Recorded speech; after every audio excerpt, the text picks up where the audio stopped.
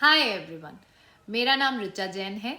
Welcome back to my channel kids developmental activities.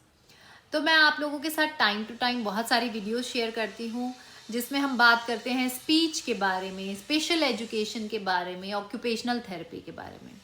तो आज का जो टॉपिक है बहुत ही डिफरेंट रहने वाला है, क्योंकि आज हम बात करेंगे आर्ट थेरेपी के बारे में। आर्ट थेरेपी, आर्ट जो है अपने आप में ही एक थेरेपी है, क्योंकि उससे बहुत ज़्यादा, अगर मैं बात करूं, हम खुद शांत हो जाते हैं, स्ट्रेस दूर हो जाता है और बहुत ही रिलैक्स लगता है। तो वो अपने आप में ही एक मेडिटेशन और एक थेरेपी है। तो अगर हम ये चीज़ें आर्ट एंड क्राफ्ट के अपने बच्चों के साथ करते हैं तो उसके बहुत सारे बेनिफिट रहते हैं। तो अभी हम जानते हैं कि आर्ट एंड क्राफ्ट कैसे थेरेपी करता है, कैसे हमारे बच्चों की ओवरऑल डेवलपमेंट में, लर्निंग में हेल्प करता है। सबसे मेन फैक्टर जो रहता है आर्ट का, वो होता है कि उसमें हमारी जो फिजिकल वेलबींग में हेल्पफुल रहता है।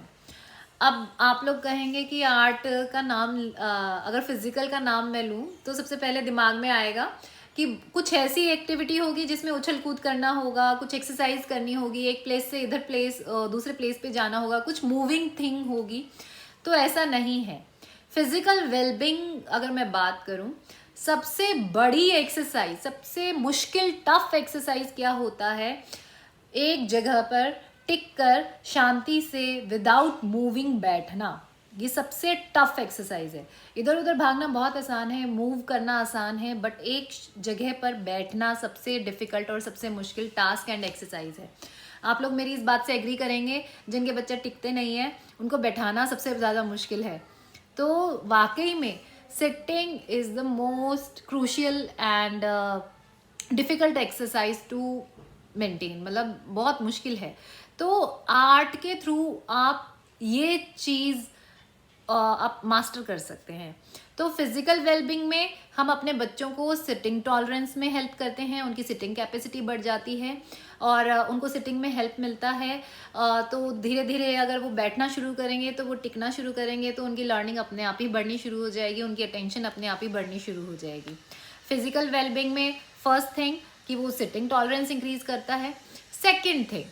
सेकेंड थिंग क्या होता है कि उसमें हम लोग जब भी आर्ट एंड क्राफ्ट का कोई काम करते हैं, हम लोग फाइन मसल्स पे हम लोग काम करते हैं, तो हमारी फाइन मोटर एक्टिविटीज़ हो जाती हैं और फाइन मसल्स डेवलप होती हैं। आप कटिंग करते हैं तो आपको इस तरह से करना है, तो ये फिंगर्स पे आप काम कर रहे हैं, आप क्रेयॉन से कुछ कलरिंग कर रहे हैं, पेंट ब्रश से कुछ पेंटिंग कर रहे हैं, या कोई भी यूज़ कर रहे हैं, आपको रिस्ट एंड इन मूवमेंट्स में हेल्प आउट मिलता है। तो फाइन मोटर एक्टिविटीज़ होती है। आर्ट में आप अपनी बायलेटरल कोऑर्डिनेशन को इंक्रीज करते हैं। बायलेटरल कोऑर्डिनेशन का मतलब आपकी बॉडी की दोनों साइड्स को आप यूज़ करते हैं। लाइक कटिंग में अगर आपने यूज़ करना है तो दोनों साइड्स को आपने यूज़ करना है। तो इस तरह से आपका बायलेटरल कोऑर्डिनेशन इम्प्रूव होता है। जिन बच्चों को बायलेटरल कोऑर्डिनेशन में प्रॉब्लम आती है, उनको आप आर्ट एंड क्राफ्ट की एक्टिविटीज़ कराते हैं तो उनके वो इश्यूज सॉल्व होते चले जाते हैं।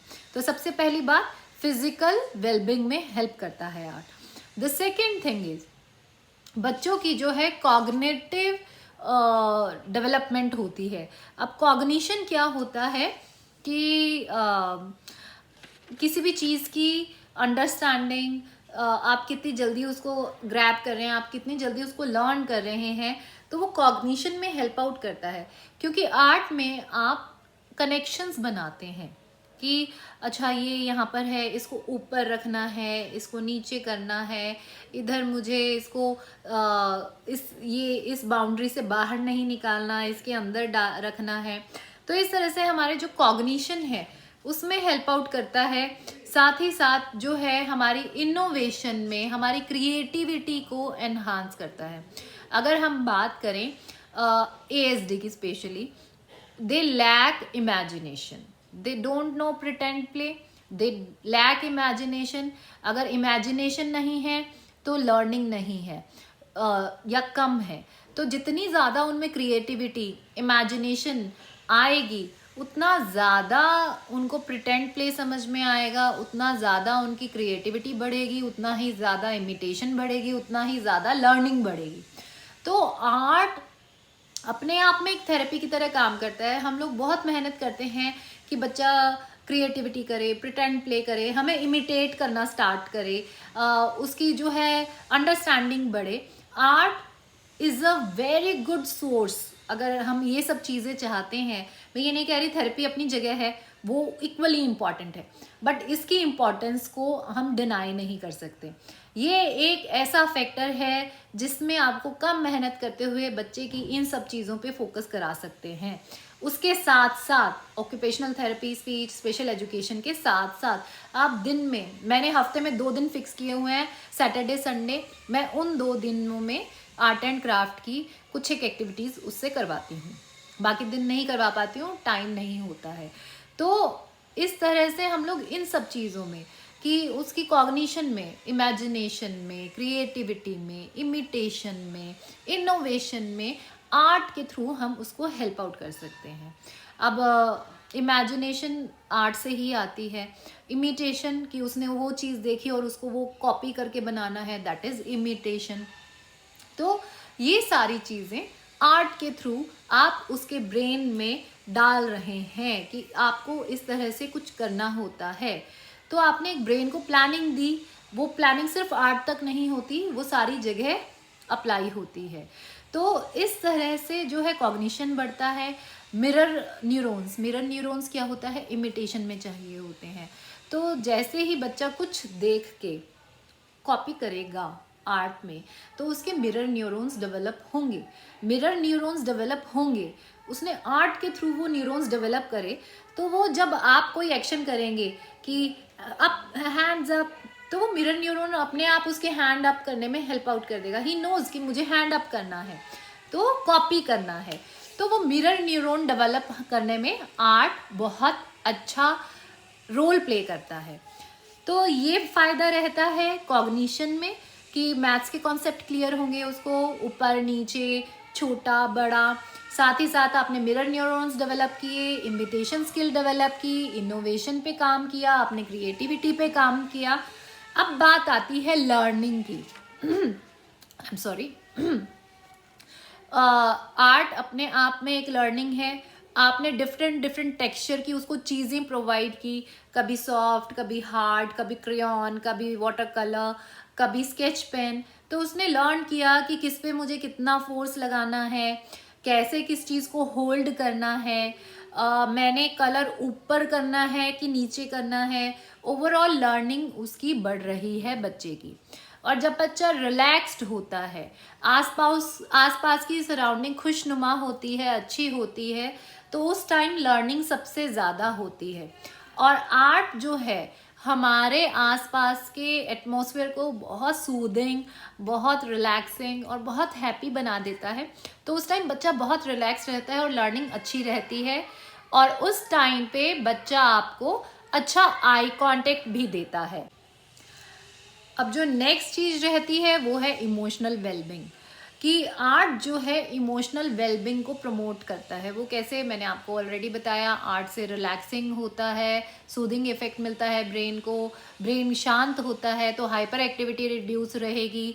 साथ ही साथ आप अगर बात करें इमोशनल वेलबिंग में कि पेरेंट्स के साथ बच्चा ज़्यादा टाइम स्पेंड करता है। जब आप आर्ट एंड क्राफ्ट की एक्टिविटीज़ करते हैं, आप अपने अपने साथ नहीं, आप फैमिली को इन्वॉल्व कीजिए। जितने भी फैमिली हैं, कभी किसी के साथ उसने कुछ आर्ट एंड क्राफ्ट का किया, कभी किसी के साथ, तो एक बॉन्डिंग बनती है फैमिली के साथ। जितनी ज़्यादा बच्चे की रिलेशनशिप फैमिली में अच्छी होगी, जितनी ज़्यादा बॉन्डिंग होगी, उतना ही ज़्यादा वो एंगेज रहेगा, अटेंशन देगा, कमांड फॉलोइंग बढ़ेगी।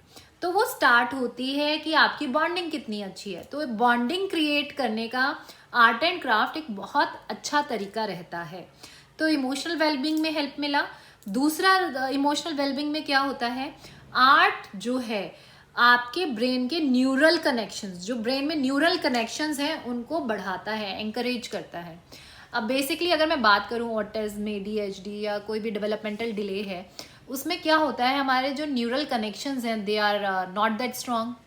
वो या तो सही नहीं है, या वो स्ट्रॉन्ग नहीं है, या फिर वो कम है। तो न्यूरल कनेक्शंस का ही सारा रीज़न रहता है, क्योंकि ब्रेन के कनेक्शंस, वायरिंग कहते हैं जो, वो उलट पलट है, तो इसी वजह से लर्निंग नहीं है, इसी वजह से अटेंशन नहीं है। तो आर्ट उन न्यूरल कनेक्शंस को एंकरेज करता है, तो वो स्ट्रांग भी होंगे, वो बढ़ेंगे भी, वो बनेंगे भी, और लेफ्ट एंड राइट ब्रेन का सिंक भी होगा, जिसकी वजह से ओवरऑल बच्चे की अटेंशन फोकस इंक्रीज होगा। तो आर्ट जो है आपके बच्चे के न्यूरल कनेक्शंस पे भी बहुत अच्छा काम करती है। तो उस पे अगर वो काम, अगर हम बात करें, हो रहा है, तो आप खुद सोचिए, जैसे जैसे न्यूरल कनेक्शन स्ट्रांग होंगे तो उसका आउटर वर्ल्ड से कनेक्शन अच्छा होता चला जाएगा, वो अपनी ही दुनिया में लॉस्ट कम रहना शुरू करेंगे।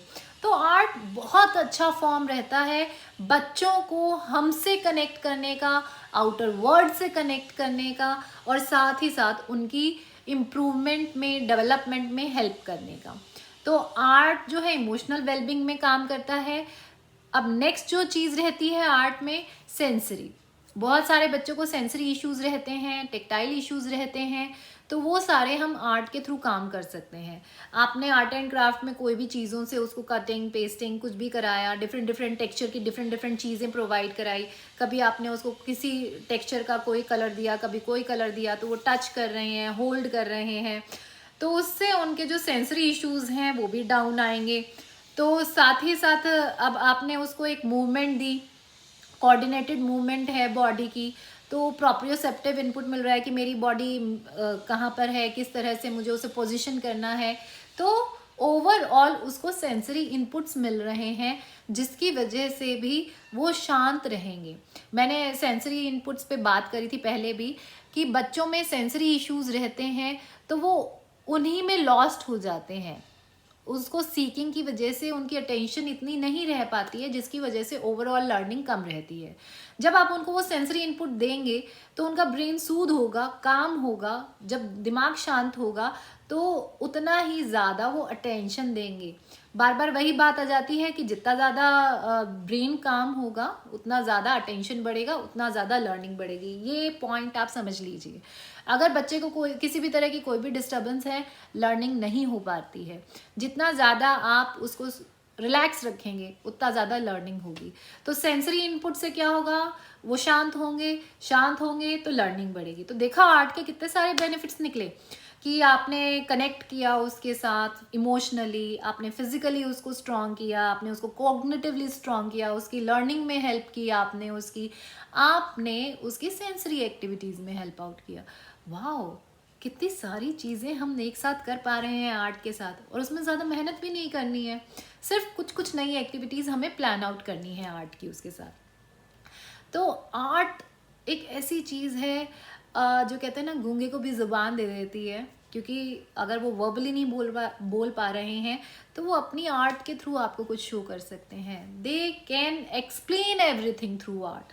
तो इस तरह से आर्ट के बेनिफिट्स हैं। आप कुछ एक एक्टिविटीज़ अपने बच्चों के साथ प्लान आउट कीजिए वीकली बेसिस पे, डेली नहीं कर पाते, मैं डेली नहीं कर पाती हूँ, तो वीकली बेसिस पे प्लान कीजिए और उसके बेनिफिट्स आप अपने आप देखेंगे। तो मैंने कुछ एक वीडियोस, क्योंकि मैं बहुत सारी एक्टिविटीज़ करती हूँ, ऐसा नहीं है कि कुछ एक्टिविटीज़ में हो जाता है, डिफरेंट एक्टिविटीज़ रहती हैं, तो कुछ एक वीडियोस मैं आपके साथ शेयर कर रही हूँ, जो बन पाई, तो उससे आपको आइडिया हो जाएगा कि किस तरह की आर्ट एक्टिविटीज़ हम अपने बच्चों के साथ कर सकते हैं। Let's have a look on the video. So in this activity cotton balls बनानी है बच्चे को और उसको पेस्ट करना है। कोई भी फिगर आप ड्रॉ कर सकते हैं। अब इसमें बहुत सारी चीज़ें हो रही हैं, टेक्टाइल सेंसरी इनपुट मिल रहा है, साथ ही साथ हैंड एंड आई कोऑर्डिनेशन बढ़ रहा है, क्योंकि बच्चे को ये रिकॉग्नाइज करना है कि कहाँ पर ये पेस्ट करना है। द नेक्स्ट एक्टिविटी, अब इसमें मैंने पेंसिल की जो छिलके होते हैं उससे बच्चे को पेस्ट करने के लिए कहा है, एक बाउंड्री बना दी है, तो बच्चे की बहुत अच्छी लर्निंग रहती है कि कहाँ पर पेस्ट करना है, किस तरह से पेस्ट करना है। तो अगेन इसमें हम लोगों ने सेंसरी इनपुट दिया बच्चे को कि डिफरेंट हम लोग ऑब्जेक्ट दे रहे हैं उसको पेस्ट करने के लिए, डिफरेंट टेक्सचर्स दे रहे हैं।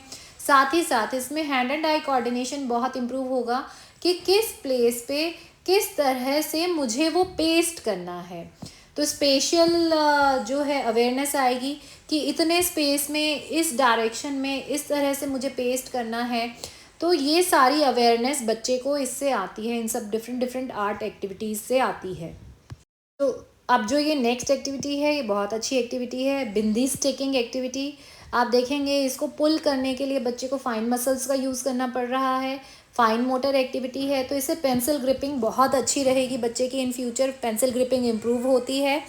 और इसमें हैंड एंड आई कोऑर्डिनेशन हो रहा है कि बच्चे को ये देखना है कि कहाँ पर मुझे पेस्ट करना है। तो हैंड एंड आई कोऑर्डिनेशन बहुत ज़्यादा चाहिए इसके लिए। अगेन तो अच्छी ऑक्यूपेशनल थेरेपी की तरह भी यूज़ होता है ये स्टिकिंग द बिंदीज। आप इसमें स्टिकर्स एक्टिविटी करा सकते हैं, आप इसमें बिंदी स्टिकिंग एक्टिविटी करा सकते हैं। अब साथ में मैंने इसमें स्पेशल एजुकेशन ऐड ऑन कर दिया। बच्चे को काउंट करना है कि उसने कितनी बिंदी स्टिक करी हैं और उसको यहाँ पर नंबर लिखना है। तो this is a multitasking activity, बहुत अच्छा इफेक्ट रहता है इस एक्टिविटी का। Next is paper cutting activity. अब इसमें सीज़र का यूज़ करके बच्चे को पेपर कट करना है। This is a bilateral coordination activity, दोनों साइड्स का यूज़ कर रहा है, लेफ्ट एंड राइट साइड्स का। तो दोनों ब्रेन के हेमिस्फीयर यूज़ हो रहे हैं, तो दोनों ब्रेन एक्टिव हो रहे हैं, जिसकी वजह से लर्निंग एंड अटेंशन बढ़ेगी बच्चे की। तो कटिंग से फाइन मोटर एक्टिविटी है, तो बच्चे की ग्रिपिंग में भी और फाइन मोटर स्किल्स में भी अच्छा रहता है। अब उसने बच्चे ने पेपर कट किए, उसको पेस्ट कराना है, कोई भी शेप में आपने फेविकॉल लगाया और उसको उस पर पेस्ट करना है। So this is a pasting activity.